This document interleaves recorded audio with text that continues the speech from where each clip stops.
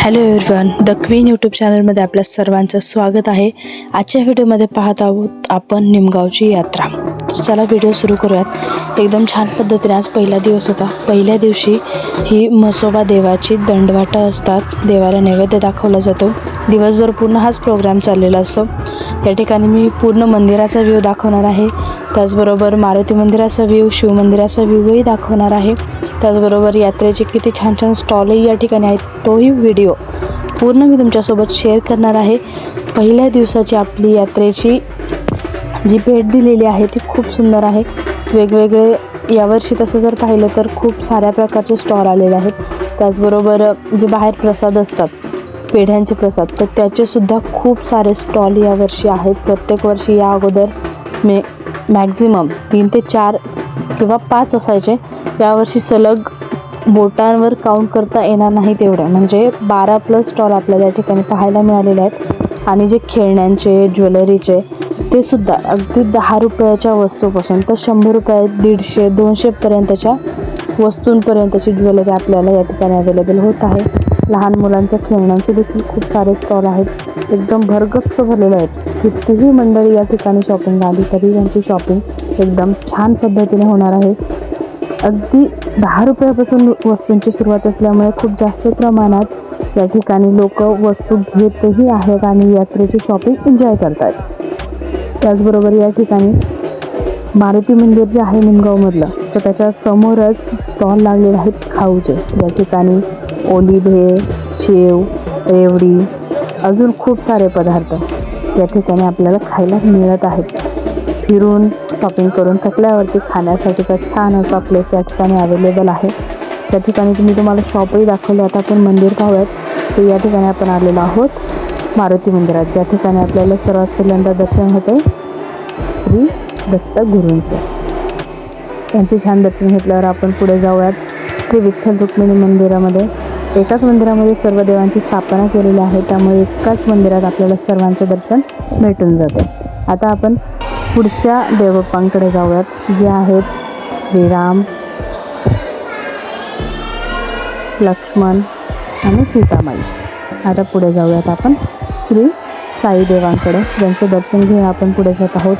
मारुती मंदिरामध्ये म्हणजे एकाच मंदिरामध्ये आहेत, बट मूर्तींसाठी आपापली सेपरेट स्पेस अवेलेबल आहे. तसे मारुती देवांचं दर्शन घेऊयात आपण. या ठिकाणी असं म्हटलं जातं की जी मारुतीची मूर्ती आहे ती जागृत देवस्थान आहे. त्या ठिकाणी आपण जर काही मागितलं पूर्ण श्रद्धेने तर ते आपल्याला भेटतं. पुढे आहेत मारुती मंदिराची ही जुनी मूर्ती आहे मारुतींची, खूप जुनी.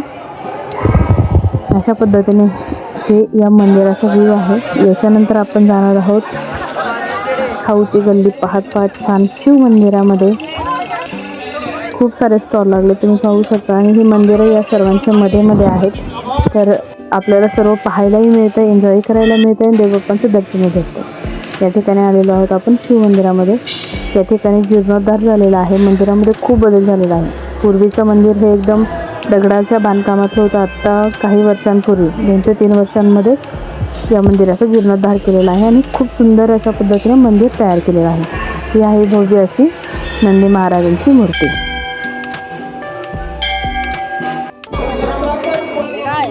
या ठिकाणचे जे सभागृह आहे त्या ठिकाणी प्रत्येक वर्षी जे मंदिरांच्या किंवा देवांच्या रिलेटेड जे सप्ताह वगैरे बसतात ते त्या ठिकाणी असतात.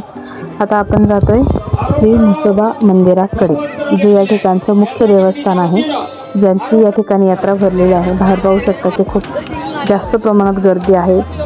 पेढ्यांची म्हणजेच प्रसादाची, नारळांसाठीची खूप जास्त प्रमाणात लोकांची गर्दी देखील आहे. मी प्रॉपर व्ह्यू तुम्हाला दाखवलेला आहे आजच्या दिवसाचा.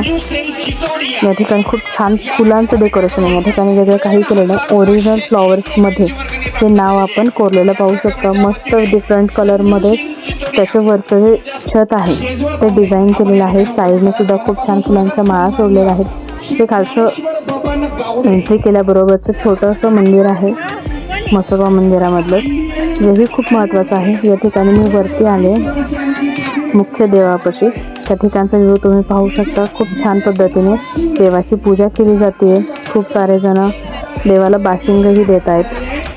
त्याला छान वस्त्र देत आहेत, त्याला हार देत आहेत. एकदम मस्त असा हा व्ह्यू आहे. साईडनी संपूर्ण गावाचा व्ह्यू दिसतो. म्हणजे खूप उंचावर नाही आहे, गावाच्या मध्यस्थानी सपाटीला मंदिर जरी असेल तरी मंदिराची उंची ही 1 मजल्या इतकी आहे. तर त्या ठिकाणी साईडला पाहिलं असतं आपल्याला आजूबाजूचा परिसर सहज दिसू शकतो एकदम स्पष्ट पद्धतीने. एकदम गावाच्या मध्यस्थानी देवाचं मंदिर अवेलेबल आहे. तुम्ही सर्वजण पाहू शकता, खूप छान डेकोरेशन केलेलं आहे फ्लॉवरचं, पडद्यांचं. आणि देवाची पूजा ही खूप उत्साहाने पार पडत आहे. या ठिकाणी नारळही वाहिला जातो, नारळांचा हार वाहिला जातो. आजच्या दिवशी सर्व ग्रामस्थ हा पोळीचा नैवेद्य देवाला वाढतात. सर्व देवांना तोच नैवेद्य असतो. आणि विशेष म्हणजे यावर्षी यात्रा 3 दिवस आहे. या 3 दिवसातला पहिला दिवस आहे ज्या दिवशी दंडवट आहे, ज्या दिवशी आपण पाहत आहोत सर्व काही. उद्याच्या दिवशी आहे स्पेशल नॉनव्हेज खाणाऱ्यांसाठी यात्रा. आणि तिसरा दिवस आहे हा सर्व महिलांना निवांत होऊन शॉपिंग करण्यासाठीचा दिवस. अशा 3 दिवसाची ही भव्य अशी यात्रा या ठिकाणी भरलेली आहे.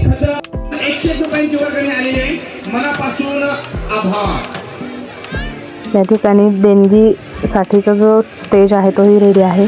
खूप साऱ्या जणांची देणगीही येत आहे. तुम्ही पाहू शकता की किती भव्य प्रमाणात या ठिकाणी भाविकांची गर्दी जमलेली आहे जी म्हसोबा देवांच्या दर्शनासाठी. या ठिकाणी मिरवणूकही काढली गेलेली आहे. तर मिरवणुकीचाही व्हिडिओ मी तुमच्यासोबत शेअर करत आहे.